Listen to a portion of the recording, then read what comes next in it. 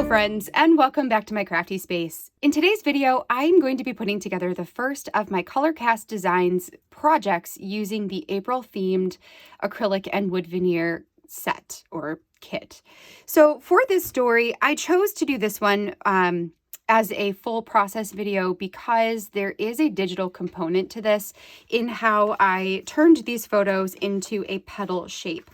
So I wanted to make sure to include that portion as part of this process video in case this is something that you would like to do as a story for, one of your albums as well. So before we get into the actual putting together of the project, I will take you over to the computer to show you the Photoshop process that I went through in order to get these photos the way they are. This story is one that is going to go inside of Jonah's story album, and it's just 6 little stories about things that he's done recently that made me smile, made me happy, that sort of thing. So I took inspiration from this one wood veneer piece, which is a circle, and it says, "You make me happy when skies are gray." And one of my favorite things to do with circles is to use them as centers for a flower. So that's kind of what sparked this whole idea for me in the first place. I thought, why not make this the center of the flower? And then make my photos into petals, maybe back them with some vellum to give them a little bit of dimension. We'll see here, put it on a cool background, and then pair that with just some regular old journaling cards where I can add my journaling and just a little bit more interest. Or the black really is going to serve as kind of a, I don't know what I want to call it, like a place where you can rest your eye, I suppose, since the floral element might be a little bit busy here. So this gives you a place to rest before going to the journaling and reading the stories that pertain to the pictures in the different petals. So that is essentially what this story is going to be. Let's head on over to the computer. I'll show you how I created my photos for this, and then we're going to come back here. I'll put you on fast forward and talk you through my process of what I'm doing as I put the rest of this together, and then we'll slow down and close out once I have the page complete. Let's go ahead and get started.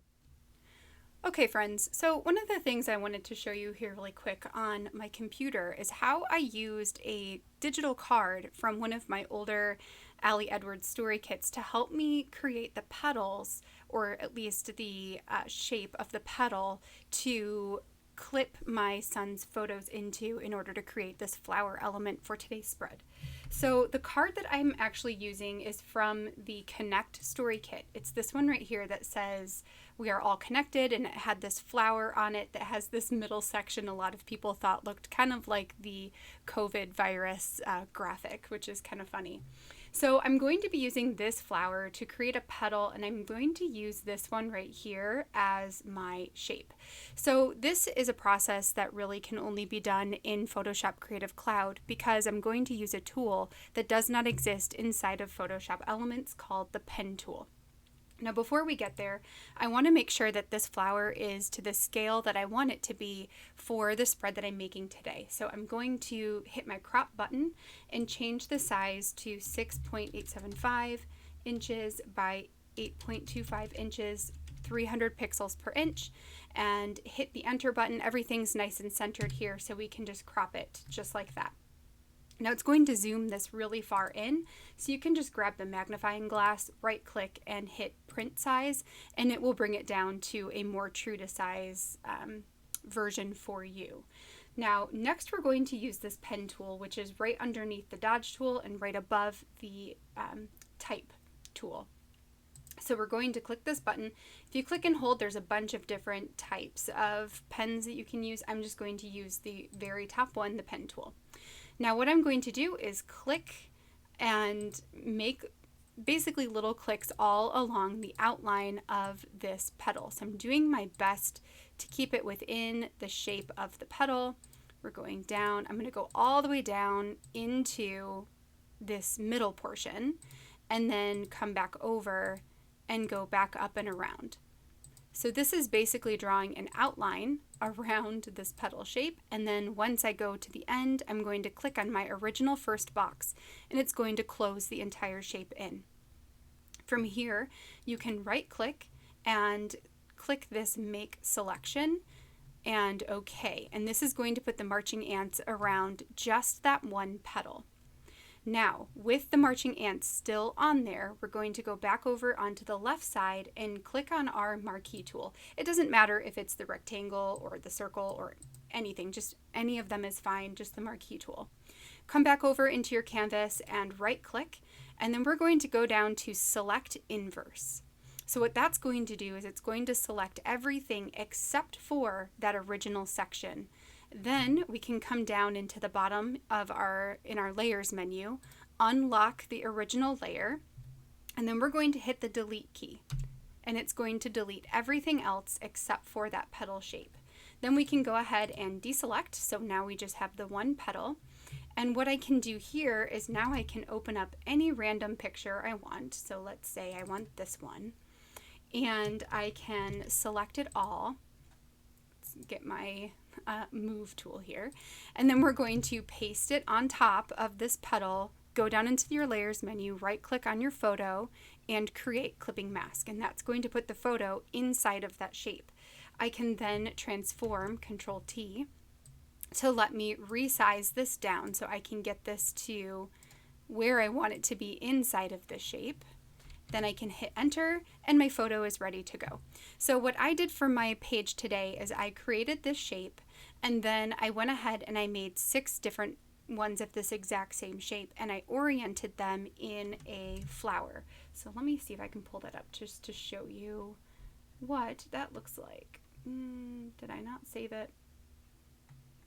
I must not have saved it like that, but we can go here and I can show you here.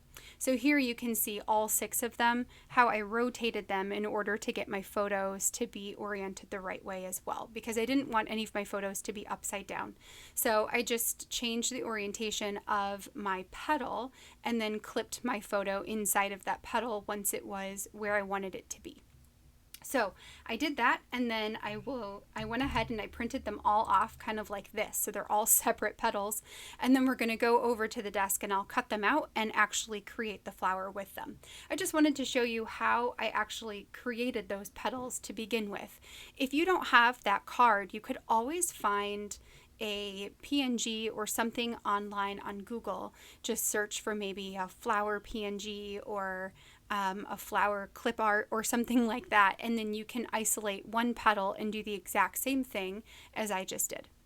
All right, so that's all I wanted to show you here. Next, we'll head over to my craft table and we'll actually get this spread put together. Okay, so now that you have seen how the computer portion of this project came together, let's actually get into the assembly part. So the first thing I'm going to do is take that paper that I had previously cut down during my planning process. So that paper is 6.875 by 8.25. And I'm going to go ahead and get it hole punched. That's going to help me position these petal elements so that we're not hole punching anything that's super important. Once I have that done, I am going to pull over all of these photos and go ahead and trim them out of the paper. Because I created the little template inside of Photoshop and based on the other card, there are some jagged ends to it. So as I am trimming that out, I am just going to go ahead and clean up those edges and make everything smooth and rounded so that it looks, really good. Once I have all of those cut out, I just skip over that because you don't need to see me cutting every little piece here.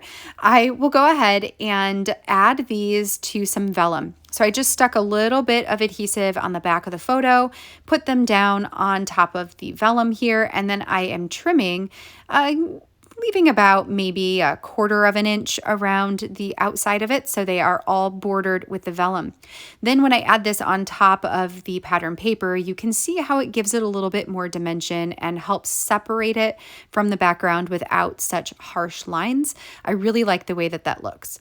So from here, I'm just going to trim these all out and then try and position them on here underneath this middle piece so that we are getting everything onto the page, but also making sure that the ones, the petals that go over by the hole punches are positioned in such a way that I'm not going to punch through somebody's head or eye or anything like that. It'll just be, it'll hopefully work itself out really nicely.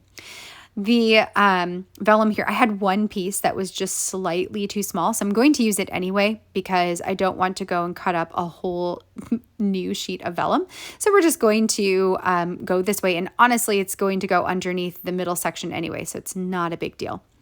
Now that we have them all backed with vellum, the next part is just trying to get everything positioned the way we want it to go. This did take me a little bit of finagling because you can see that my son's face is like right at the edge of the page. So I'm just trying to turn things, adjust things so that when I hole punch it, it hole punches more maybe like closer to his neck or his shirt instead of through his cheek or his ear. I wanted to keep as much of his face intact as possible. Once I have this positioned the way that I like it, what I'm going to do is I'm going to take the middle circle piece here, bring it up, and then I will remove the adhesive and stick it down on top of all of the petals. The nice thing about doing it that way is it actually keeps everything in place as I'm trying to, get the adhesive down for the rest of it. I also pulled over the rest of the journaling cards just to see how everything would look here, and I really like the way that it's coming together.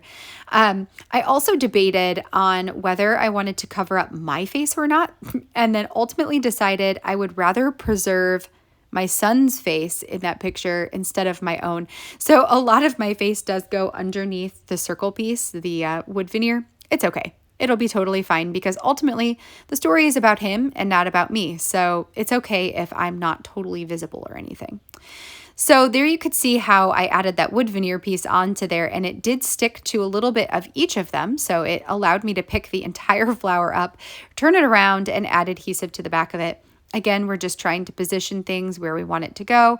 I'm double checking the hole punch there, trying to make sure that I am turned and adjusted enough that we're not going to punch into his head, and then stick it down and trim off the excess pieces. So once I get that done, I believe I'll bring my hole punch over and hole punch it. And then I will decide that the last thing I want to do is to add some number stickers onto each of those petals so that the number on the petal correlates to the number on the journaling card. In retrospect, I should have used white. It would have popped off the photos a little bit better than black, but I come across the black, pull that out, and that's what I'm going to use. And by the time I decide that I probably should have used white, it's already too late, and I just want everything to be the same. So it's all going to be black, and we're going to be totally fine with that. For the pictures I have in this one, I chose a picture from Jonah. He was playing with a toy and he just has like a Mario shirt on. He loves Mario right now. I have a picture of Jonah cooking breakfast with Aaron while wearing like some ridiculously large dress-up pants, and it just made me laugh. A picture of the two of us cuddling during nap time, and he's just like gingerly touching my cheek, and it was so sweet. I have a picture of me pushing him on the swings outside in the big boy swing, one of him playing soccer with my sister. I couldn't get my sister to stay in the photo, so it's just Jonah playing soccer. And then one of Jonah and my husband's grandfather going for a walk in the rain. So just 6 really sweet stories to document what's happening in life right now and things that, have made us happy. All right, friends, that finishes my spread for today. This one came out really fun. I'm glad I tried out this floral idea. It was just kind of a wacky idea I had in my head, and I thought, why not just give it a go and see what happens? And I think it actually turned out pretty cool. So I decided to add those puffy numbers on here just so that they can correlate to the stories over on the journaling card here. So that worked out pretty nicely. And then I love how it's just a compilation of photos of some really good moments that we've had in the last couple of weeks. I think that was a fun story to tell. I hope that this process has inspired you to think a little bit outside of the box with your stories as well, and maybe come up with a design idea that seems kind of crazy, but give it a try anyways, because why not? I think we all can have some time to just play and have fun sometimes, and that's a really good thing for all of us to do. All right, friends, I will be back again tomorrow at 12 p.m. Eastern Standard Time to do a new live video with you guys. So I am going to be completing all of the rest of my Colorcast Designs projects tomorrow at noon live.